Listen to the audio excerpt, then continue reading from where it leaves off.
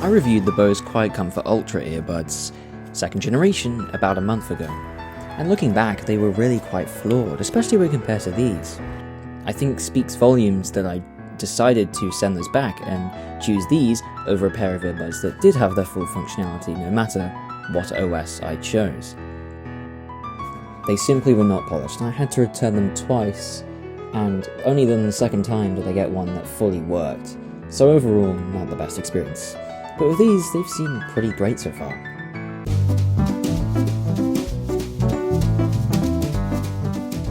Oh boy, there are so many.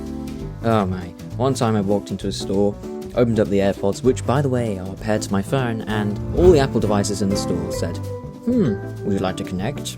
No. You have to use an external app to read the battery. Why isn't this built into Android? I really feel like they should just build this in. And the biggest one, in my opinion, the tracking warnings. Guaranteed, every single day I get home, I get a warning on my phone. Maybe 2, maybe 3. It says, oh, you're being tracked. I tested it to see, just in case, are these mine? And I played a sound for them, and oh look, they're mine. I mean, who else, really, every single day of the week, consistently tracks me with the latest pair of AirPods?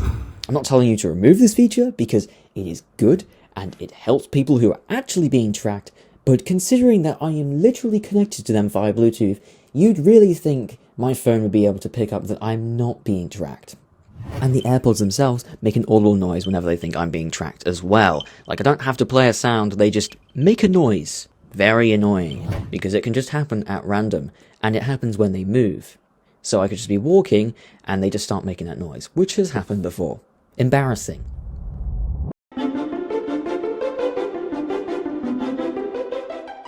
Weirdly enough, I'd argue they sound better on Android because they don't support the auto EQ.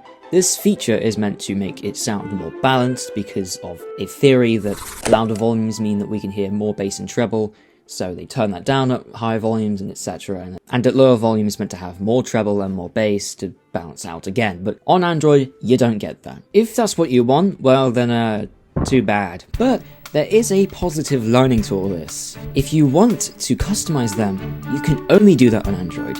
Through Android, there are many equalizer apps that you can actually just completely customize the sound profile of these AirPods. And since there's so many people out there saying, these new AirPods sound bad, well, this is a pretty good solution. Just use Android. Well, and for those wondering, this is what the microphone sounds like on the AirPod Pro 3s. I'm fairly sure it sounds a lot better if you have an up-to-date iPhone, but I don't, so screw me, right? But what do I think of the actual, literal sound? Well, personally, I think I like the bass. I like the mids, but the treble is a little too heavy for my opinion. Certain songs, especially older ones or ones with a lot of drums or a lot of complexity, can sound a little harsh and can be a little hard on my ears. But that's why I EQ'd them to have a little less treble, because you can do that. It's not that big of a deal. Overall, it's a shame to see that they sound worse than last generation in the treble department, but there is one feature that really, really makes it worth it. Yes, it is the noise cancellation. Who would have guessed that Apple didn't lie about it being the best? That's really shocking to me for some reason. Because Apple's had quite a few little scandals recently.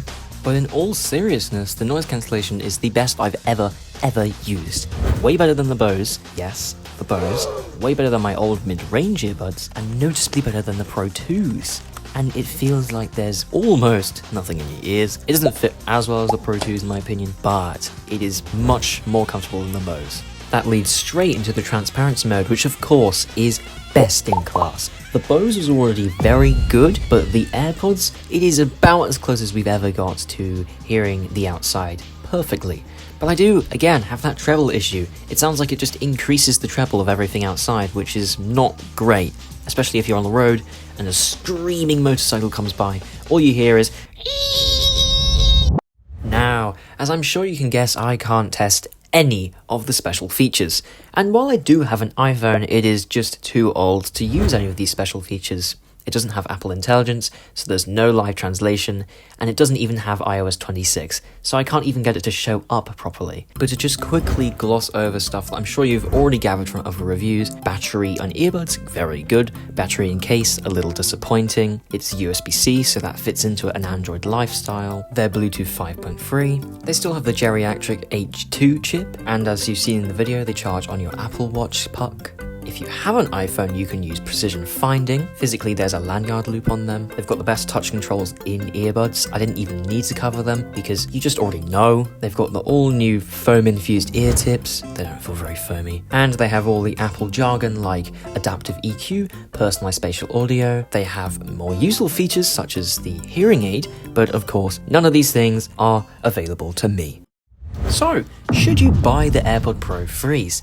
Well, I think it kind of depends on your situation. Do you have the Pro 2s? Do you have the Pro 1s? Are you on iOS? Are you not on iOS? Since this review is covering it on Android, I think it is entirely worth it to use it on your Android phone. And if you're on iPhone, if it's good on Android, well then surely it's even better on iOS. So I cannot help but recommend these. But if you are an audiophile, please avoid these. You're going to be really annoyed by their frequency response, I feel.